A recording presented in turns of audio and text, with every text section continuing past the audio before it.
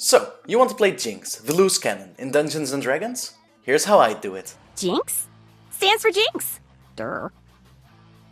Okay, so, at the beginning, let's go with Human Variant for the extra feat right at the start. We'll boost Dexterity and Intelligence to kick off Jinx's Swiftness and Tinkering ability. The feat we're taking with this is Gunner, which grants Jinx proficiency with firearms, but more on that later. Now where was I? Oh right, wreaking havoc. We're picking the criminal background for Jinx, given her life of chaos and crime. This will give us proficiency in Deception and Stealth, which is handy for pulling off sneaky tactics and setting up her signature mayhem. Since our first level is going to be in Rogue, we got proficiency in Perception, Sleight of Hand, Investigation, and Acrobatics. We'll take Expertise in Sleight of Hand and Perception to reflect Jinx's precision with her tools and her eye for trouble. I'm crazy! Got a doctor's note. Because Jinx is canonically a tinkerer who makes her own gadgets, I'd recommend going with a 17 level Artificer. Artificer? Artificer? Artificer? Huh? Artificer.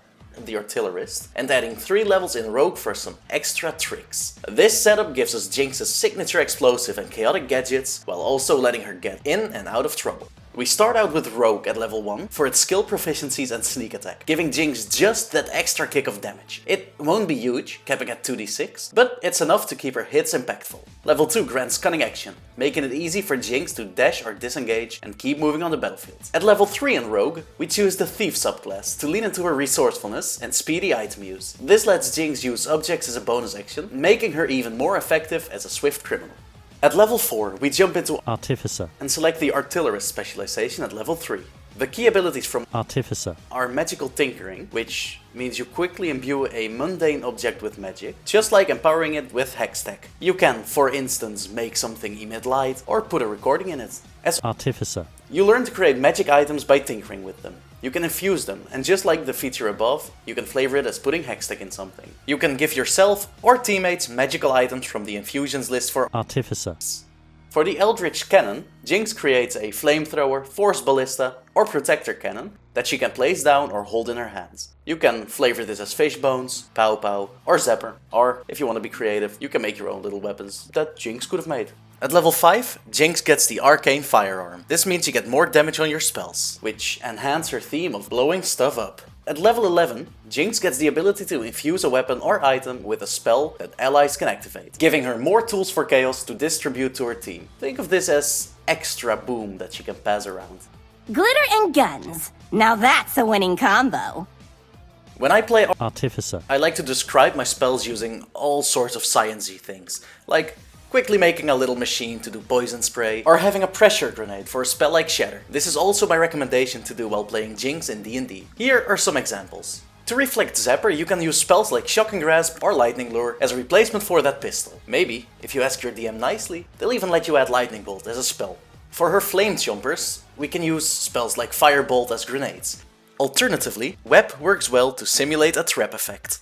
I think her ultimate is the easiest to replicate. A very easy choice for Super Mega Death Rocket would definitely be the signature spell Fireball. It's just a massive high damage explosion. If you want a more arcane-like Jinx, you can use spells like Enhance Ability, False Life, or Guidance to imitate the effects of Shimmer. All in all, I think the fact that the Artificer prepare spells makes it even better, since you have access to all kinds of gadgets. I obviously can't choose which spells would be great for you, because you should make your own chaos. All part of the plan I just made up. As we keep leveling, you eventually get access to a total of 5 feats. Here are some feats you can choose from. 3 guns means never having to say I'm sorry. As mentioned before, Gunner gives Jinx a +1 bonus to Dexterity, improving her aim and damage with all firearms. Plus, it eliminates disadvantage on ranged attacks within 5 feet, so she doesn't miss even if the enemy is close. It's the ideal feat for her reckless, close-up shooting style when she's going all in on her chaotic attacks.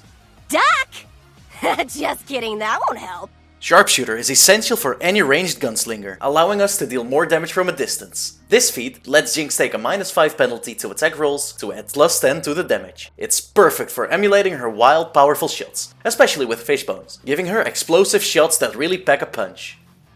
Ah, come on. What's the worst that could happen?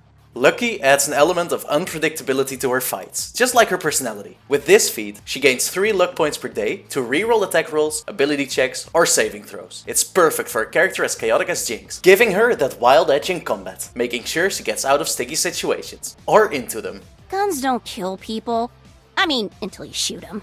Then they kill everything. For Jinx, Piercer enhances her damage and recklessness. With this feat, she can reroll 1 damage die on a hit once per turn, which is perfect for representing her wildfiring, so she can hit with deadly accuracy. Piercer also adds a critical boost for her piercing damage, giving an additional damage die on a critical hit. 3, 41, 9, and lift off!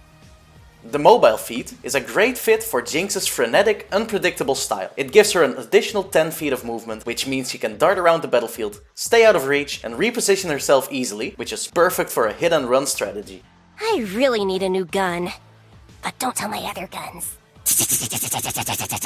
To keep its rules as written, for her machine gun we'll use a crossbow, flavored to look like a Gatling gun. We infuse it with repeating shots to keep firing without needing to reload or needing to have ammo. Instead, you can also use the stats for Pow Pow that I made, if your DM allows it. For Fishbones, we can use the stats of a hand mortar from the Explorer's Guide to Wildmount for AoE damage. This is perfect for big splashy attacks that are very Jinx-ish. I'm wearing lots of belts. For no reason at all. Light armor, or studded armor, will keep Jinx mobile while still protecting her.